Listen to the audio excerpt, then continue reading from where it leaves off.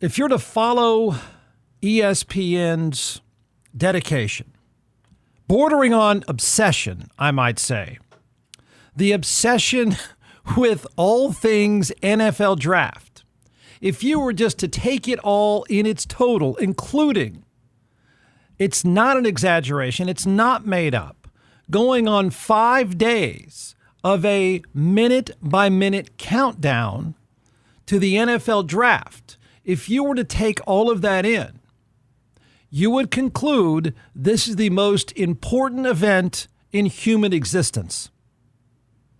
This is it, everyone. This is it. I wish I would have come up with this line. I read it at about 3:30 this morning. It's Jay Busby of Yahoo Sports. I'm going to give him credit for this. Feels like one of my lines, but it's his. He wrote today, the NFL draft is like watching a really flashy job fair. I don't even know what that means, but I like it. So I'm going to tell you that it's more than that. Hear me out, all of you. Let's just go into the mind of the modern day consumer, the modern day media consumer of today, and then you tell me if you tend to agree with me or not. You don't have to be a nerd about the NFL draft. I can do that. I'm just talking about the big picture of this amazing event that's turned into, are you ready for the term? It's the sports definition of crack. It is. It's crack of sports. It's crack of sports viewing. It's sports crack. It's viewing crack. I don't know. It's some kind of crack. It's the perfect storm. The draft and all that comes with it. Now follow this. Is like the perfect storm of the fan today. Okay, let me explain this. Because I'll be honest. I'm in the space. An ESPN sign is above my head, I think, somewhere. Maybe it's my own sign. I'm not sure. But I don't know that I've ever seen anybody in our business. I haven't heard nor seen anyone dedicating seemingly as much time, energy, and content to one event. It feels as if it's outpacing the Super Bowl at this point. But it isn't just this week for ESPN. This is not just a 4-day thing and they're ramping up on a Thursday. No. This has been going on pretty much steadily since, 3 days after the Super Bowl. Maybe 2 days. And the funny thing is it's going to pay off. This works. This is not a joke. I think the scientists here know exactly what they're doing. And so I'm going to introduce, I've said sports crack. That may have ruined the science part of this. Maybe, I don't know if there's good crack. I don't know if there's such a thing. But this one's going to work. In terms of crack dosage, this is pretty good. I think they're going to get it right. I'm going to explain why I think it all works perfectly. It's a perfect storm of media consumption. And it's going to pay off. We're going to look up, or I'm going to tell you probably, what the ratings are, and it will beat the NBA playoffs. And depending on who was in the NBA Finals, the draft coverage will beat that. Okay? So the NFL draft and all that comes with it fits the mind, the interest, and the habits of today's consumer. This really is TikTok meets sports. Like if you watch it, you feel sensory overload, but it's perfect. It's exactly what we consume. It's exactly how we consume. I'm saying this as someone in the media business, and I don't blame you for saying I'm going to vomit if I hear Cam Ward's name again, but they got this thing figured out. Here's why the NFL draft is the crack of sports viewing. It checks every box in the way we consume. Okay? Think of how we consume media. It's fast. It's incredibly low attention span. Right? It's not going to last long. It is constant speculation, and it is projectile vomiting graphics and audio. It is total sensory overload. It's like, remember those Pokemon movies where you feel like you're in an acid trip if you're a normal person? Like at some point we learn to digest those properly. That's what this is. Think about what the draft does. Think the way it's presented. If you were to stare at a screen, I don't care if you stare at a screen today at work or at home for 5 minutes, you're going to get sensory overload. It's the perfect storm for the sports fan of 2025 because it's TikTok meets fantasy football. This is why the NFL is not giant business year round because you're really into yards per carry and stuff. It's giant business year round, even right now, because it's about fantasy sports, and we're trained now not to be sports viewers, not sports fans. We're trained to be fantasy nerds, and the NFL draft takes it a step further. It creates it in TikTok form. This is TikTok form. It's perfect. It's like football games lasting 10 minutes. So it comes at us in 5 to 10 minute increments. I mean, it's perfect. And then in between those 5 to 10 minute increments, and that's the way it's presented. It's a bunch of audio and video, right? It's just a bunch of, it's a lot of screaming and stuff. And then you move on the next 5 to 10 minutes. It's like scrolling, what anybody does during the day that we waste insane amount of time doing. We're scrolling. The NFL draft is scrolling. And it's just doing it for you. You could even be more mindless because it's going to scroll for itself because the first round comes in 10-minute increments. And then it gets shorter and shorter throughout the draft. It's perfect. It is us. This is like our mind. Our media mind is playing itself out perfectly with the NFL draft. So you get these 5 to 10 minute increments, right? You're scrolling through videos, TikTok, whatever. You get sensory overload of data. So the fantasy nerd who is just like, he needs his crack all year round of stats and data and all that stuff. It is an overload of data. Like stuff you would never even think of. You get it. Then you get highlights every 5 to 10 minutes, comes at you about every 30 seconds. And then you get a bunch of opinions and speculation. All of this is done in a TikTok way of bite-sized portions. I mean, I'm staring at the screen now and I'm getting the spins. We get nonstop debate. Most importantly, it does what drives, I guess I'll still say men between the ages of 18 and about 60, but I might need to amend that. It might be men and women, but certainly men. You know, the guys that you've lost who have no life, who don't talk to anyone, who don't, I don't know that they even work. That guy, the mainstream guy, whose entire world is email and questions about statistics for fantasy football, that guy that you've lost from September to February, guess what he's doing now? That. This is his world. He's playing out in the NFL draft. It's crack for him because it's even better than a game because he's getting it in 5 to 10 minute increments. He's getting a bunch of stats. Like, stats. Give me more. So mankind is getting what it desires the most, fantasy football stuff.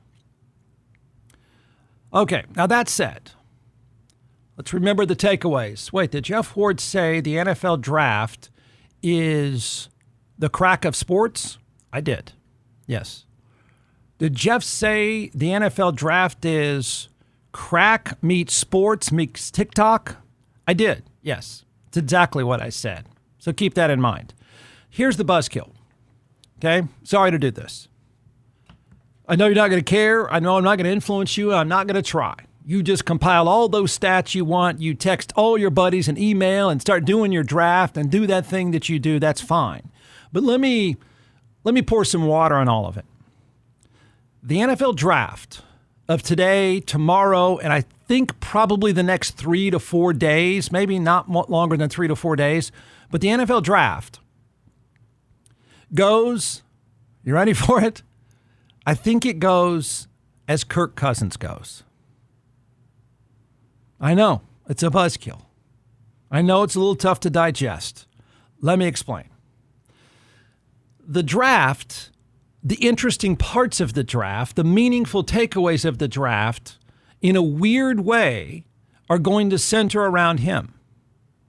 They may have already started to center around him. the most important domino of the draft, if you want to look at it that way, and I do look at it that way, is Kirk Cousins. He was the starter for the Atlanta Falcons. And you're thinking, wait, Jeff, I don't want to hear that. I want to hear projections. Give me my crack, man. What are you doing? I'm not trying to take your crack away. You do that crack all week long. Go ahead. I'm just telling you the one domino that affects everything, that affects all areas of interest, is going to be Kirk Cousins. Here's why I say that. I know no one cares about him, but I think a bunch of teams are affected by this one slightly obscure player. It goes like this. The Atlanta Falcons, right now, they would take pennies on the dollar to move him. They would. Can't blame them. They made a stupid deal. It backfired on them. They paid him during the offseason. Then they turned around and drafted a really, really good, I thought, the best quarterback of the draft of a year ago. They drafted Michael Penix Jr. Kirk Cousins seemingly lost a limb during the season and can no longer throw. That's a big deal. So it blew up in their face. He's not the starter. He wasn't the starter at the end of the year. He is not a starter in the future. It's over. That relationship is over. And they spent more than $140 million on him. And they are probably disgusted and embarrassed for good reason. And I suspect at some level he might be slightly embarrassed. So I say that because I think they would take pennies on the dollar to move him. They have their future. There's no reason to continue the relationship. They blew it with Kirk Cousins and want to move on. But Jeff, what about him? Okay. He's made so much money. It's sort of legendary status. How many giant contracts this guy has been able to get over his career. He has made so much money and delivered so little. Okay. The return on investment isn't even close. I mean, it is. You have to admire him and his agent because he just keeps getting wealthier and wealthier and wealthier and delivering less and less and less. So I think in a weird way, I think even Kirk Cousins would, one, agree to a trade, two, would probably take pennies on the dollar to end his career on a positive note. He'd like a change. They need a change. Other teams need a change. He needs another chance. He's a guy that, like most players that have been in the league long enough, you never know when it's over, and he's got to be worried it's over.